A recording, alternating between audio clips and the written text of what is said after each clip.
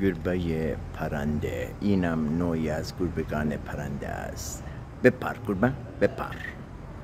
گربه ای که نمی پرد و در مسیر در و دیوار حرکت می کند.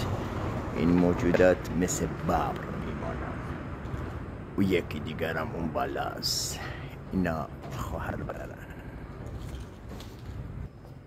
گربگان حرکت کن روی دیوار. اینها منتظرن که خود را پرت کنن و بپرن روی ماشین ها. تعداد گربگان این محل بیش از اندازه شده است، چون ما به اینها رسیدگی میکنیم. یعنی موجودات نازنین. بپر بپر بپر. باریکالله